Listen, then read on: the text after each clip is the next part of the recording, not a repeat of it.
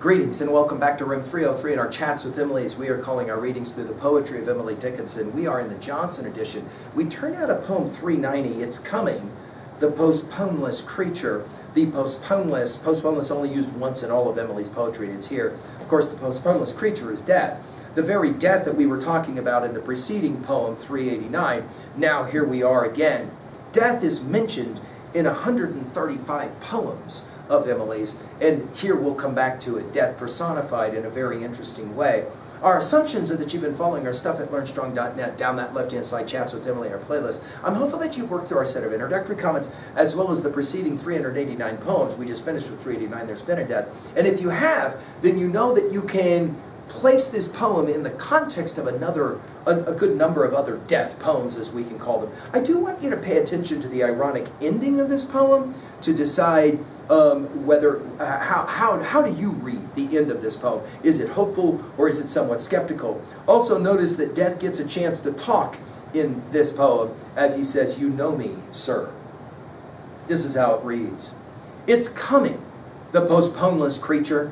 It gains the block and now it gains the door, chooses its latch from all the other fastenings, enters with a, "You know me, sir."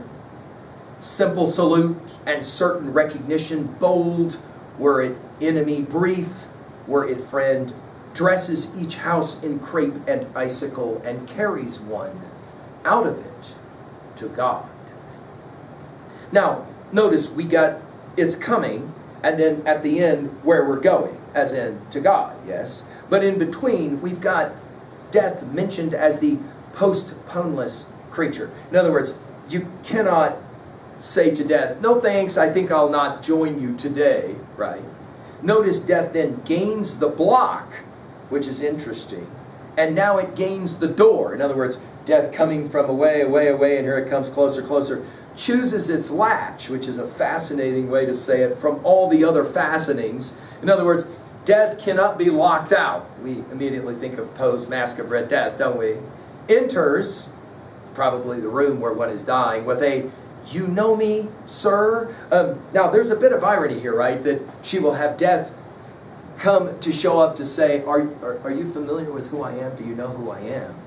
Then, notice, she'll say it as simple salute and certain recognition. In other words, it's not like anyone that meets death goes, "Gee, I don't know who you are," right? Bold, were it enemy. Brief, were it friend. In other words, depending on how you have grown accustomed to the idea of death showing up, you'll either see it as an enemy or as a friend.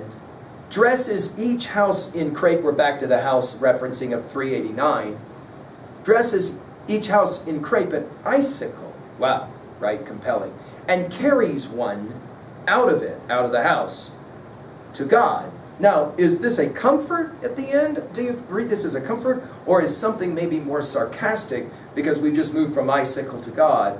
At 2a, I think the point here is that we haven't met any 200-year-old people. Think of that. Which means what? Death is inevitable. Postponeless is the way she'll say it. Only time shall use it. Did you notice all the powerful verbs of this poem at 2b? Go back and look at it. At 3a, well, we can't help but read a poem like this and not think of Dickens' Christmas Carol, the Scrooge story. And it will be, of course, in that final moments when he thinks that he has met death and he must die, that he starts to beg for his own life.